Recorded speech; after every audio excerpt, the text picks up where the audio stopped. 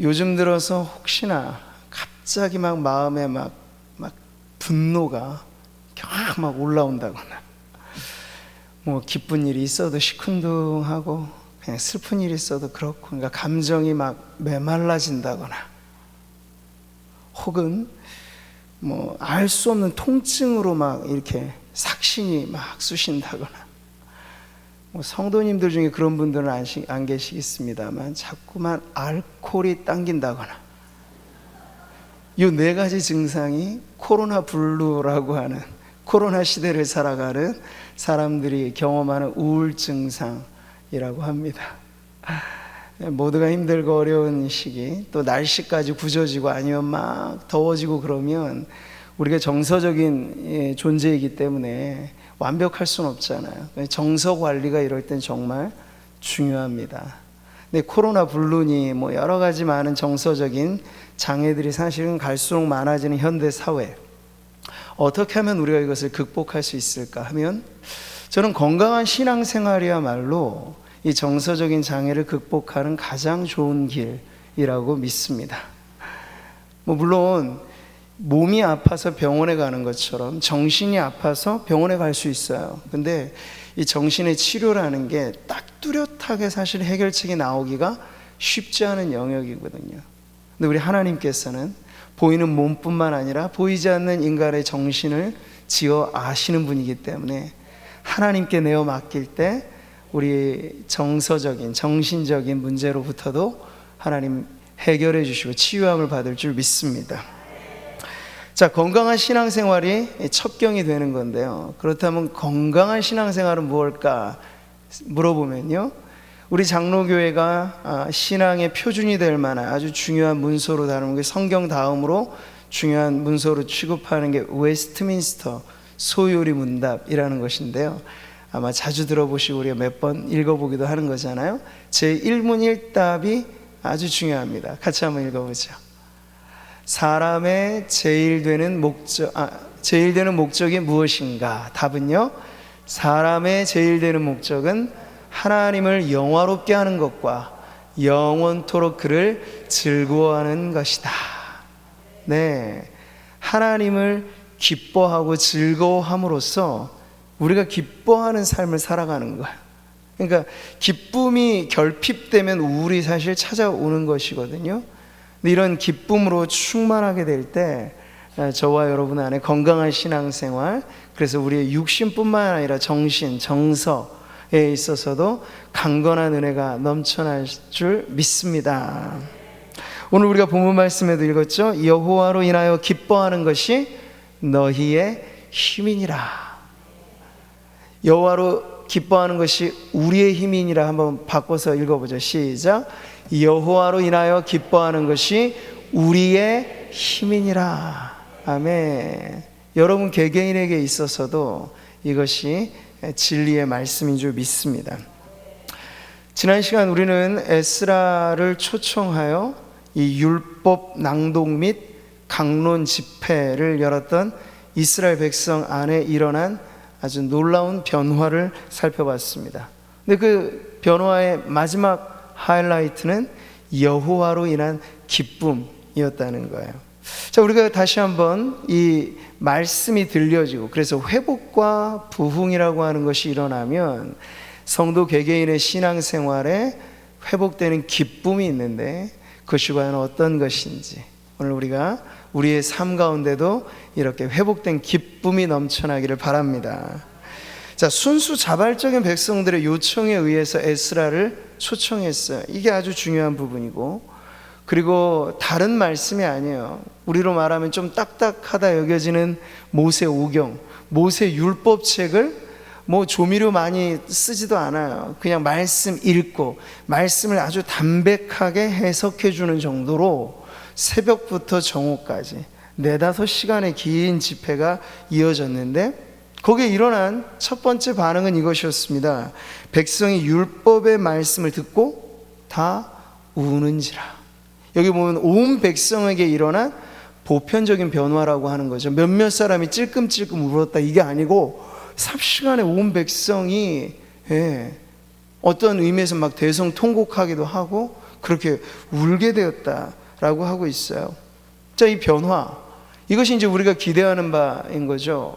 예배 가운데 말씀에 듣는 경청하는 자리에 나올 때 그냥 말씀은 쇠기의 경 읽기 이런 게 아니거든요.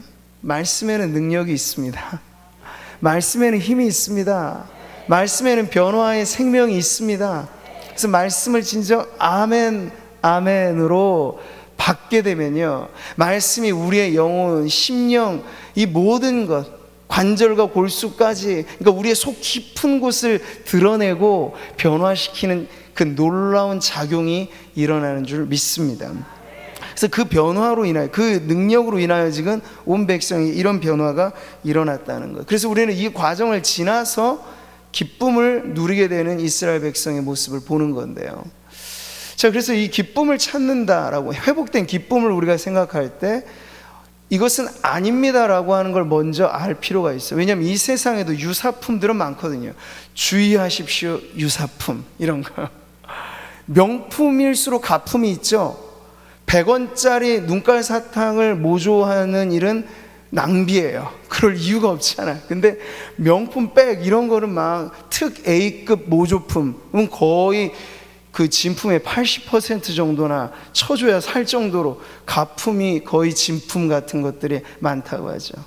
그러니까 이렇게 사람들이 만들어내는 재화뿐만 아니라 진정 우리를 행복하게 만들어주는 것들, 예컨대 기쁨, 사랑, 평화 이런 것들도요, 진짜가 있기 때문에 가짜도 있어요.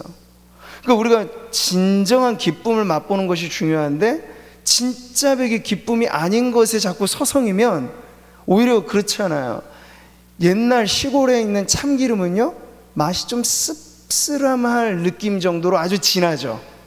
근데 요즘에 뭐 원조 참기름, 진한 참기름 나와도 공장에서 만들어내는 것하고 진짜 손수 짜내는 것하고 차이가 있어요.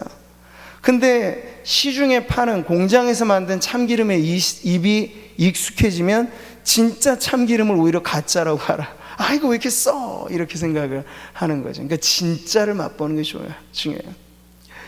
이 사람들이 위조 지폐를 감별해내는 방식이 가짜를 연구하는 게 아니잖아요. 진짜를 많이 경험하게 함으로써 가짜를 구별해내는 건데, 어쨌든 이 기쁨에도 우리가 잘못된 기쁨이 얼마든지 세상에는 많다. 그 중에 하나가 맹목적인 기쁨이고 말초적인 즐거움. 코미디 프로 하나 보면 박장대소할 만한 3분짜리 즐거움, 이런 것들과 여러분, 하나님이 우리에게 선사해 주시는 기쁨이 동질의 것이다 생각하면 안 되는 거예요. 이런 걸 기준으로 해서 자꾸 예배 드리거나 은혜를 받는다고 했을 때 자꾸 세상적인 즐거움을 교회 안에 도입하려고 하니까 예배가 쇼인지 예배인지 헷갈려지는 일들이 벌어지는 거죠. 자꾸 세상과 믹스를 시키는 거니까요. 자, 근데 에스라와 함께한 회중들이 맛보는 즐거움에는 아주 뚜렷한 구별점이 있다는 거예요. 이 보세요. 영적인 즐거움을 맛볼 때 그들은 먼저 기쁨 그 자체를 추구했다 그러지 않아요. 하나님의 말씀에 귀 기울였습니다. 말씀이 주는 즐거움으로 이들이 푹 잠겨들었다라고 할 수 있는 거예요. 여러분, 시편 119편은 이 말씀이 가져다는 즐거움이 얼마나 큰지, 시편 중에 제일 긴 시편, 그 119편은 오로지 이 말씀에 대한 찬가가 계속 이어나는데 이렇게 노래하고 있어요. 같이 한번 읽어보죠. 주의 증거들로 내가 영원히 나의 기업을 삼았사오니 이는 내 마음의 즐거움이 됨이니이다. 내가 주의 율례들을 영원히 행하려고 내 마음을 기울였나이다. 여기 보세요. 내 마음의 즐거움이 된다, 주의 말씀이. 근데 그 앞에 이 시인은 하나님의 말씀을 자기의 기업으로 삼았다고 해요. 자기의 소유, 자기의 전부라고 생각한 거죠. 그러니까 하나님의 말씀을 행하려고 마음을 집중했다고 하죠. 기울였다고. 그랬더니 말씀이 가져다준 기쁨이 넘쳐났다는 거예요. 그러니까 우리가 이 참된 영적인 기쁨을 맛본다는 건 하나님의 말씀은 곧 하나님의 자기 계시잖아요. 곧 하나님이 어떠한 분이신가를 알려주는 건데, 이 하나님을 알아감으로써 맛보게 되는, 아까 우리가 웨스트민스터 소요리 문답이 말한 것처럼 하나님께 영광을 돌리고 하나님을 영원히 즐거워한다는 건 하나님 말씀을 통해 하나님을 알아갈수록 거기에 비례해서 나오는 기쁨인 줄 믿습니다. 자, 그런데 오늘 우리가 보는 건요, 이 말씀으로 인한 즐거움이었다라는 것도 중요한 부분인데, 또 하나 기쁨을 맛보기 전에 먼저 백성들에게 찾아온 건 오히려 슬픔이었다는 게 좀 이상한 부분이죠. 새벽부터 정오까지 그 긴 시간을 딱딱한 듯한 말씀, 어디 편안한 자리나 있었겠습니까? 우리는 더우면 에어컨, 추우면 뭐 난방 이렇게 틀지만요, 그 노천에서, 성문 그 광장에서, 얼마나 산만하고 집중되기 어려운 이 야외에서 모였어요. 그럼에도 불구하고 이들이 말씀에 집중하며 나아갈 때 온 백성의 정서가 하나의 코드에 맞춰진 건데, 그게 바로 경건한 슬픔을 경험했다라는 거예요. 여러분, 이 슬픔의 이유는 어렵지 않을 거예요. 말씀이라고 하는 투명한 거울 앞에 서보니 그 기준이 없을 때는 내가 때 묻었는지 얼굴에 뭐가 헝클었는지 모르잖아요. 우리는 늘 거울이라고 하는 걸 대하여야 우리 자신을 볼 수 있어요. 근데 겉모습은 거울에 비춰보면 아는데 속모습은요, 우리의 영혼의 상태는요, 거울이 못 가르쳐 주잖아요. 하나님의 말씀은 우리의 영혼의 상태를 비춰주는 진리의 거울인 줄 믿습니다. 그러니까 그 거울 앞에 그들이 서보니, 아, 내 모습이 이렇게 망가졌구나, 헝클어졌구나, 나는 반듯한 줄 알았던데 이렇게 삐뚤어져나 있었으니 어찌할꼬 하면서 말씀을 알아갈 때 그들 안에 자신의 때묻음과 그 더러움을 깨닫고 회개하는 슬픔과 애통함이 일어나게 됐던 것이죠. 주의 말씀을 지키지 아니하는 거짓된 자들을 내가 보고 슬퍼하였나이다. 이게 성도들이 갖는 경건한 슬픔이에요. 자기 자신의 죄의 문제로만이 아니라 세상 돌아가는 모습을 보면 에이, 세상이 왜 이래 하며 혀나 쯧쯧 차는 것이 아니라, 성도들은 그걸 보면서 하나님의 주권의 영역이 침해받는 거잖아요. 그러니까 우리는 죄라고 불려지는 모든 죄가 잔혹하게 자행되어지는, 지금은 사이버 공간 안에서도 죄가 심각하잖아요. 그 엠번방 사건을 보더라도 보세요. 그 젊었을 때 얼굴과 지금 완전히 음란물에 찌들은 그 젊은이 얼굴이 완전히 180도 달라진 걸 볼 수 있어요. 눈빛이 바뀌어져요. 근데 이게 사이버 공간에서 일어나는 일이에요. 그것도 어린 자녀들에게, 좌우 분별을 잘 못하는 아이들에게서부터 성의 착취가 일어나고 피학과 가학이 일어나는 그러한 현장이 지금 우리 아이들이 너무나 손쉽게 접속 가능한 이 스마트폰 온라인 세계 안에 일어나고 있다는 걸 우리가 보게 될 때, 그냥 쯧쯧거리면서 그걸 비난할 만한 문제가 아니라 마음에 우리는 경건한 슬픔이 사실 찾아와야 되는 거죠. 그 아이가 어렸을 때 만약 말씀의 지도를 제대로 받았더라면, 가정의 교육을 제대로 받았더라면, 저기 이탈되지 않고 유혹에 노출되지 않아서 보호됐더라면, 순백색의 하얀 상태였을 이 아이에게 그 때가 묵혀지기 전에 좋은 멘토를 만났더라면, 여러 가지 가정을 해보는데 그게 안 됐기 때문에 그 더러운 죄악에 오히려 주범이 되었다 하는 걸 보면 우리의 마음이, 아픔이 찾아와야 되는 거죠. 여러분, 동성애 문제를 우리가 심각하게 다룹니다만 저 죽일 죄인들로만 보는 게 아니야. 우리는 죄는 죄로 다루지만 불쌍하고 가련한 인생들을 바라봐야 되는 거죠. 회개하고 주께로 돌아오도록 하는 외침까지 교회가 해야 복음이 살아있는 교회인 줄 믿습니다. 율법적인 정죄뿐만 아니에요. 누구든지, 세리든지 창기든지 예수님께 돌아오면 예수님은 받아주셨잖아요. 그런 용납함이 사실은 복음이 넘쳐나는 교회가, 세상이 줄 수 없는, 그들이 해결할 수 없는, 세상은 최고로 잘해도 법의 심판밖에는 못해요. 그러나 교회는, 하나님의 나라는요, 그 법의 심판을 넘어 예수님의 핏값으로 용서받은 하나님의 은혜까지를 전해줄 수 있으니, 우리는 이런 모든 죄를 다룰 때 그냥 법관의 자리에서가 아니라 어떻게 하면 저 죄가 회개되어 다시 용서받을 수 있을까 하는 마음으로, 안타까운 마음이 우리 안에 넘쳐야 될 줄 믿습니다. 이 에스라의 말씀 집회에 일어난 이 경건한 슬픔은요, 이런 것이에요. 자기로 인하여서도 아프고, 가족을 바라봤을 때도 아프고 우리 이웃을 바라봤을 때도 아프고, 이 코로나19 시대가 얼마나 우리 아파해야 될 시대입니까?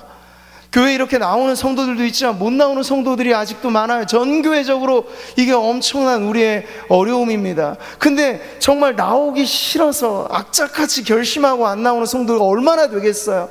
나와야 되는지 아는데도 못 나오는 성도들이 많잖아요. 그들의 그 환경의 문제, 그들의 그 마음의 문제, 이것을 위해서 우리가 아파하면서 기도해 줘야지 회복될 줄 믿습니다.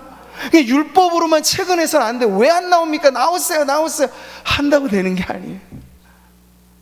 그러니까 서로가 서로의 이러한 거룩한 동료의식을 갖고 내 죄 때문만 아니라 옆에 사람의 죄 때문에도 울어줄 수 있는, 크게 한 피바다 한 몸 이룬 형제와 자매라고 부르는 교회 공동체의 모습이 되는 줄 믿습니다.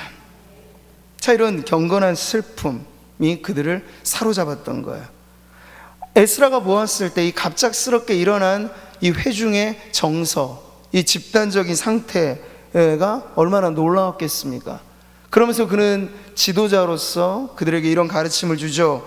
오늘은 너희 하나님 여호와의 성일이니, 거룩한 날이니 슬퍼하며 울지 말라라고 가르쳐주고 있어요. 그들은 이것 역시도 율법이 가르치는 기준에 따라 하나님의 날은 하나님이 주인 되신 날이니, 우리의 정서마저도 하나님의 기쁨을, 여러분 예컨대 그런 걸 쉽게 생각하시면, 부모와 함께 한 자리에 모인 자식들이 부모에게 가져다 주는 기쁨이란 건 뭐겠습니까? 서로들 즐거워, 서로들 감사하는 마음이잖아요. 근데 앞에 앉아서 부모 앞에서 싸움박질하고 막 얼굴 붉히고 성내고 슬퍼하고 그런 부모 마음이 얼마나 속상하겠어요.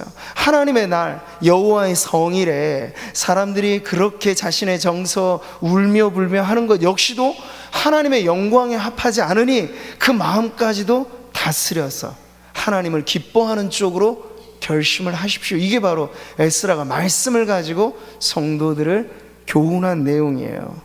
여러분, 그러니 지금 이 장면과 이 모든 상황이 하나님께서 만들어주신 변화에 어떻게 움직여가는가를 우리들에게 보여주고 있는 거예요. 근데 이 기쁨이 있기 전에 휩싸였던 이 슬픔, 이것은 그냥 세상 슬픔이 아니고 경건한 슬픔, 말씀으로 인하여 깨닫게 된 아픔이기 때문에 이 또한 매우 소중한 것이죠.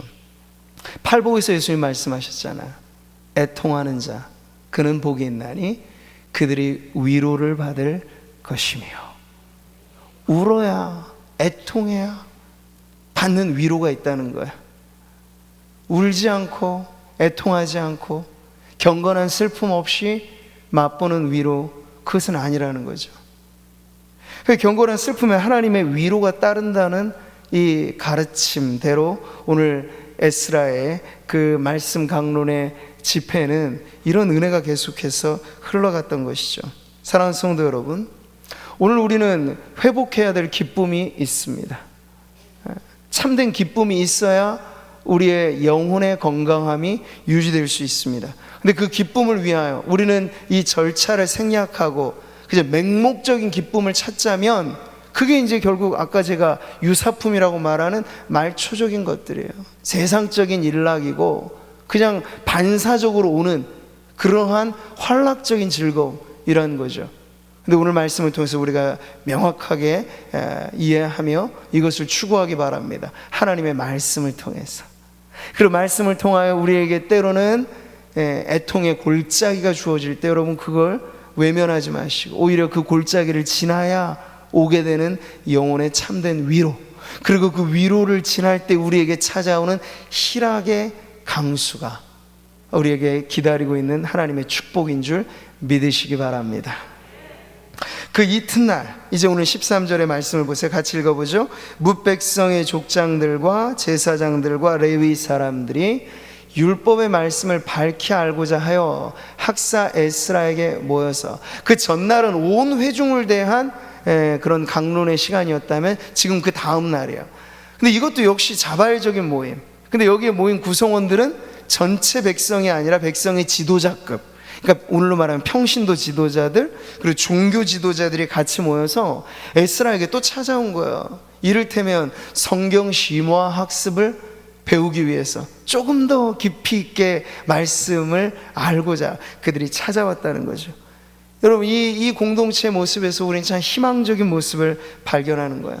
전날에 있었던 전체 회중 안의 변화도 놀랄만한 일이었지만 더 희망찬 전조를 보는 건 지도자들이 변해가고 있다는 거예요. 지도자들이 변한다는 건 더 그 나라의 근간과 핵심적인 부분들의 큰 변화가 예상되는 것인데, 지금 이스라엘 민족 공동체 안에 지도자들이 말씀에 대한 각성이 일어나고 말씀을 더 알고자 이렇게 열망하는 마음으로 찾아오는 이 풍경이 더욱더 하나님께서 이것을 통해서 새로운 일들을 일으키시겠구나라는 그러한 기대를 갖게 하는 것이죠.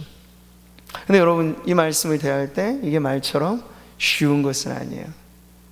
신앙생활, 교회생활 오래 하는 가운데 말씀에 대한 탐구심을 계속 이어간다는 게 사실은 쉽지 않거든요. 왜냐하면 우리에게는 알게 모르게 말씀에 대해서 뭐 더 새로울 것이 있을까, 늘 들어왔던 말씀 또 듣고 또 듣고 또 듣고 이런 반복으로만 생각을 하니까 별 기대하는 마음이 없이 말씀을 대할 수도 있어요.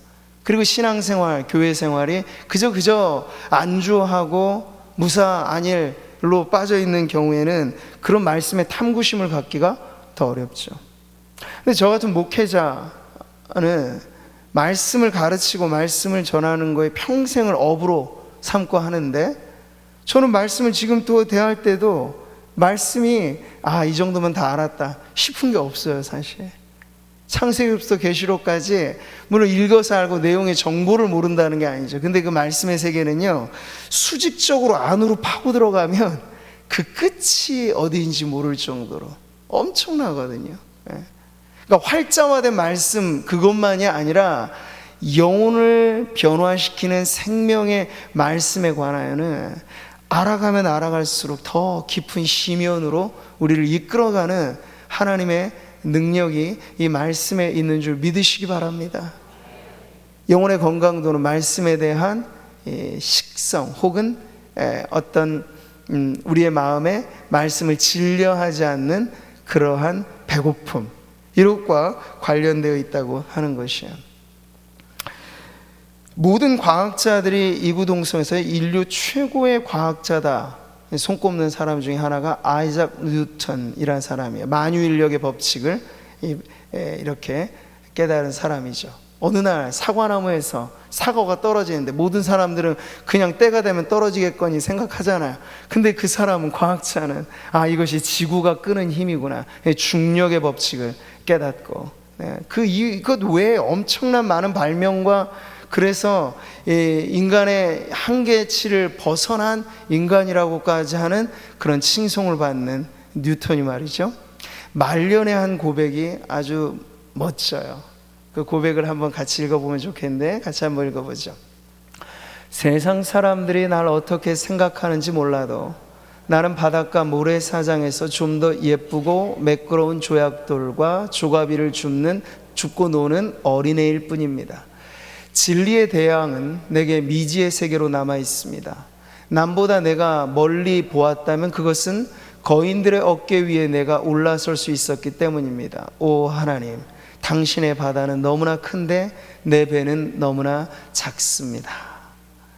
이게 이 과학자이면서, 물론 정확한 신앙의 그 기준으로 하면 우리와는 확실히 다 똑같다고 볼 수는 없는 좀 신앙이기는 합니다만, 이 아이작 뉴턴은 자기의 연구의 모든 과정의 그 핵심 목표를 하나님에게 초점을 두었던 과학자였어요. 그랬더니 그는 알아가면 알아갈수록 벼가 그렇듯이 익으면 익을수록 고개를 숙이는, 오히려 더 겸손히 그의 만년의 고백이 된 것을 보게 됩니다. 섣부른 지식은 오히려 인간을 교만하게 만듭니다. 만물 박사, 척척 박사로 생각하는 사람들은 얼굴 빳빳이 들고 하나님이 어디 있어 이렇게 말해요. 그런데 정말 우주의 신비를 더 깊이 겸허하게 아는 학자들은요, 지금도 예수 믿는 천문학자가 얼마나 많은지 몰라. 예수 믿는 생물학자, 예수 믿는 기초과학자들이 여러분 없는 것 같죠? 과학하고 생물학하면 다 진화론만 믿는 것 같죠? 그렇지 않아요. 이 오묘한 세계를 보면서 이건 하나님이 아니면 이해할 수 없는 일이다. 아인슈타인 같은 경우도 그래요. 저 우주의 원리를 보면서 거기서 하나님, 그 창조주, 인간 이상의 어떤 존재를 발견할 수 없다면 그게 무엇인가 할 정도로 오히려 더 뛰어난 학자들은 하나님 앞에 고개를 숙이는 그런 고백을 하는 것이죠. 저는요, 이런 고백이 성도인 우리들의 고백이 되어야 할 줄 믿습니다. 하나님을 알면 알수록 더 모를 것이 우리들에게 있어서 평생에 신앙하며 사는 즐거움이 다른 것이어야 하진 않잖아요.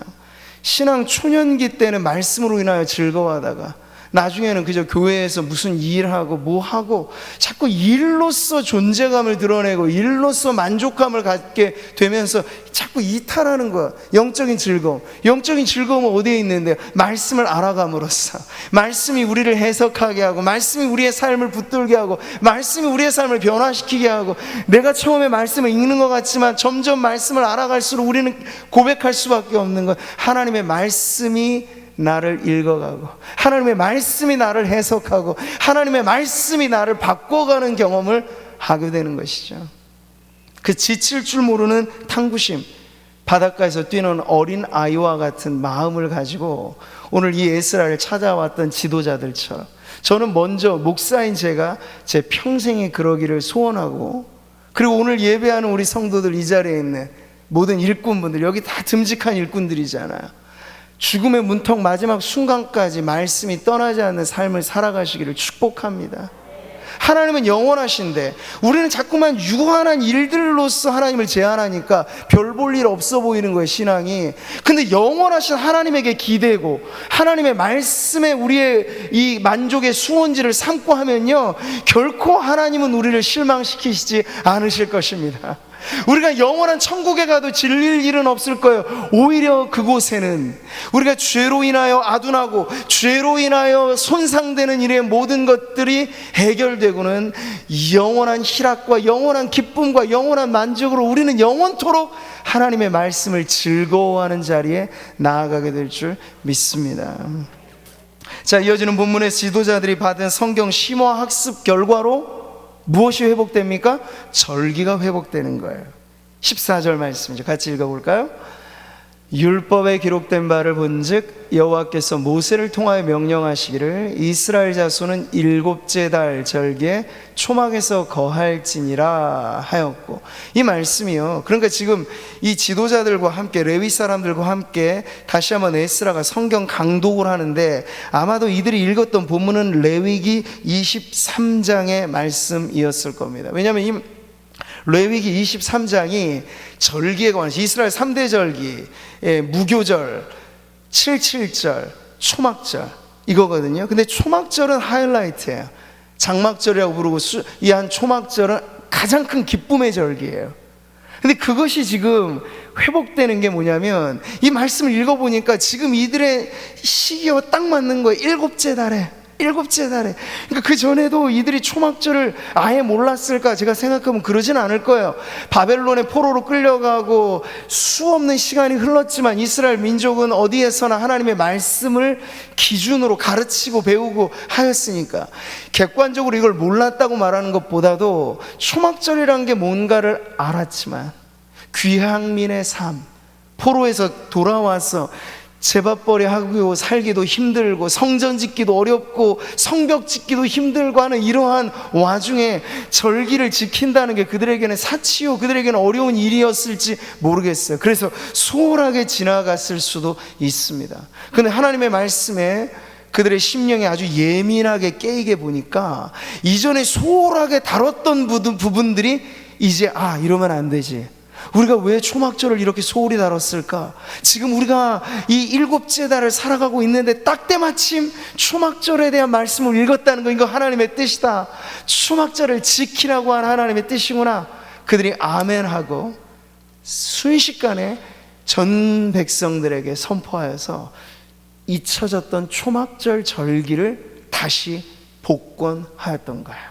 자, 그렇게 지금 회복된 절기의 이야기가 나오고 있죠. 그랬더니 아주 일사불란하게 일이 진행됩니다. 그 많은 백성들에게 삽시간에 이것이 전파되고 그들에게 초막절 절기를 지키는 규정에 따라서 이런 모습들이 이루어지는 거예요. 16절 17절 같이 읽습니다. 백성이 이에 나가서 나뭇가지를 가져다가 혹은 지붕 위에 혹은 뜰 안에 혹은 하나님의 전뜰에 혹은 숨은 광장에 혹은 에브라임 문 광장에 초막을 짓되 사로잡혔다가 돌아온 회중이 다 초막을 짓고 그 안에서 거하니. 그러니까 장소라면 장소 다, 자신의 집 지붕이든지 어디 광장이든지 모여서 이 초막을 지었다는 거예요. 근데 초막이 여러분 그저 뭐 거창한 텐트 그런 게 아니에요. 초막절이라고 하는 건 광야 40년을 기억하라는 의미의 절기이잖아요. 그리고 초막이라고 하는 단어가 정확히 출애굽한 이스라엘 백성이 라암셋에서 이동하여 처음 다다른 지역이 숫곳이라는 지역인데 히브리어 숫곳이 바로 초막을 뜻해요. 그러니까 그들이 출애굽한 이후에 줄곧 장막 생활을 했다는 거, 그것도 40년 유랑하듯 장막에서 보냈던 그 세월을 잊지 말아라. 그래서 가나안 땅에 들어가거든 이 절기를 꼭 지켜라라고 말씀하신 건 바로 지난날 그들의 고난의 시절을 잊지 말아라. 그때도 구름기둥 불기둥으로 함께 하셨던 하나님을 잊지 말아라. 그리고 너희가 나그네와 객이 되었고 광야에서 순례자가 되었던 걸 잊지 말아서 겸손하여라. 이 모든 것을 가르쳐주는 게 바로 초막절의 이 절기에 담겨진 의미예요. 자, 그런데 여러분, 이들이 앞서도 제가 말씀드린 것처럼 몰라서 못 지켰던 것보다도 알아도 삶이 어렵고 힘들고, 그래서 신앙생활을 하면서 우리가 정말 풍성하리 많지 하나님이 내게 원하시는 것 모든 것을 지키는 신앙이 있겠고, 아니면 이것은 너무 힘들고 그냥 엑기스만 요거 하나만 근근하게. 그래서 예배도 우리 성도들처럼 이렇게 수요일에도 예배 드리시고 금요 철야에도 나오시고 새벽에도 나오시고, 그러니까 모임이란 모임을 아주 풀로 지키는 분들도 계시지만 삶의 환경이 어렵고 모든 것이 여의치 않아서 간신히 주일만, 그 주일만 간신히 지키는 그런 성도도 있을 것 아니에요. 근데 어느 성도들에게 물어본들 하나님을 향한 우리의 충성이 어떠해야 되는지 몰라서 못 지키는 사람 없어요. 10계명만 하더라도 우리가 주일학교 때부터 늘 귀에 딱정이가 생길 정도로 듣는 것 아닙니까? 여호와 외에 다른 신을 섬기지 말고 우상 숭배하지 말고 하나님 망령 때 일컫지 말고 안식일을 거룩하게 지키고 부모를 공경하고 살인하지 말고 간음하지 말고 거짓 증거하지 말고 이웃의 물건 탐내지 말고, 네, 그렇게 나오는 이 모든 이 규례들을 몰라서 지키는 사람 없어요. 근데 아는데도 우리가 지킬 만한 힘이 없고 능이 없고 이 여러 가지 많은 부족한 문제들 때문에 못 지키는 게 우리의 어려움이죠. 저는 그래서 오늘 이 코로나19의 시대를 지나갈 때 성도들이 서로에게 대한 그러한 이해심들이 더 많아지시길 바라요. 긍휼히 여기십시오. 네. 우리가 함께 모이는 이 자리도 소중하지만 모이지 못하는 성도들은 신앙의 연약함이 있을 수 있고 환경에 문제가 있을 수 있고 알아도 지키지 못하는 사람의 마음은 더 안타까울 거예요. 근데 그러한 긍휼과 동정과 공감, 이것을 넘어 우리가 같이 기도해야 될 건 또 있어요. 그게 뭘까요? 알아도 못 지키는 이 부분을 지킬 수 있게 하시는 이가 있다는 거예요. 그분이 바로 성령님인 줄 믿습니다. 우리 지난 주일에도 보았잖아요. 예수 충만이라고 하는 건 성령 충만과 동일한 거예요. 누가 예수 충만하기를 원하지 않겠고 누가 예수로 증거하는 삶을 원하지 않겠습니까? 그런데 힘의 문제고 능의 문제인데, 우리의 힘 가지고는 안 되는 문제인데, 그래서 성령이 충만하게 임하시니까 우리도 예수의 증인이 되어서 성령의 뜻대로 쓰임받게 되는 변화가 일어나는 줄 믿습니다.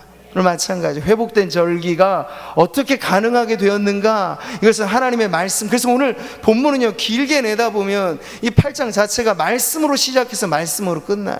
율법의 말씀이 그들을 강타하니까 정말 감정에 무감각했던 이들이 슬퍼할 줄도 알고 기뻐할 줄도 알고 하나님 앞에 살았다는 이름만이 아니라 뜨뜻미지근한 신앙이 아니라 뜨거울 줄도 알고 차가울 줄도 알고 그러한 살아있는 신앙으로 바뀌게 된 거예요. 무엇이 있으니까? 말씀이 임하니까. 말씀이 임하니까 이전에 알아도 못했던 것들이 이제 다 하게 되어지는 변화까지 일어나는 오늘 모습을 보면서 저는 이 말씀이 오늘 살아가는 우리들에게 도전하는 메시지가 너무 분명하다고 믿습니다. 코로나19 시기를 지나고 어떠한 어려움, 고난이 우리에게 있을지라도 우리가 하나님의 능력 안에서 주님께서 우리에게 주시는 힘과 그 은혜 안에서 이 모든 것을 감당하고도 남음이 있게 하여 주실 그 하나님 앞에 기도하는 우리 모든 성도님들 되시기를 바랍니다. 결론을 맺겠습니다. 오늘 그랬더니 결론이 바로 회복된 기쁨으로 나아가는, 초막절은 하이라이트라고 했죠. 절기에 최고의 기쁨을 선언하고 기쁨을 누리는 절기예요. 그러니까 절기가 회복되니 그 절기에 걸맞은 기쁨도 지금 회복되어지는 모습을 보는 거죠. 에스라는 첫날부터 끝날까지 날마다 하나님의 율법책을 낭독하고 있어요. 말씀이 계속 흐르는 강물처럼 이 중심을 흐르고 있고, 그랬더니 17절에 눈의 아들 여호수아 때로부터 그날까지 이스라엘 자손이 이같이 행한 일이 없었으므로 이에 크게 기뻐하며. 전날에도 기뻐하였죠. 그런데 지금도 이 초막절을 다시 지키게 된 그 감격 속에 온 이스라엘 백성이 기뻐하는 이 모습으로 오늘 본문은 끝을 맺고 있습니다. 사랑하는 성도 여러분, 오늘 말씀을 통해서 저와 여러분이 다시 한번 빼앗긴 기쁨을 되찾게 되시기를 바라고, 세상에 참 기쁨 아닌 모조품들에 여러분의 열정을 낭비하지 마시고 영원히 식지 않을, 영원히 쇠하지 않을 천상의 그 기쁨, 주님 주시는 참된 기쁨, 그것으로 만족하며 하나님 앞에 살아가시는 우리 성도님들 되시기를 축복합니다. 저는 우리의 예배드림이, 기도드림이, 그리고 교회가 함께 모임이 의무와 책임 그 이상의 희열의 공동체가 되기를 바랍니다. 기쁨이 있어서. 그거는 여러분, 잘하는 사람, 열심히 노력하는 사람 못 당한다고 하죠. 근데 진짜 못 당해내는 사람은요, 좋아 죽겠어서 그 일하는 사람. 성도들이 예배를 그런 마음으로 드릴 때 누가 우리를 막겠습니까? 누가 우리를 끊을 수 있겠습니까? 여러분, 율법의 의무감이 아니라 복음이 가져다주는 기쁨을 가지고 예배드리는 저와 여러분 되기 바라고, 이것을 위하여 우리에게 은혜 주시는 성령으로 오늘도 우리가 충만하기를 바라며 하나님 앞에 나아가 우리 자신뿐만 아니라 옆에 있는 쓰러져 아파하는 성도들을 위해서도 같이 기도하면서 우리 구미상모교회가 언제나 변함없는 기쁨 안에 살아가는 은혜 받은 공동체 되기를 주님의 이름으로 축원합니다.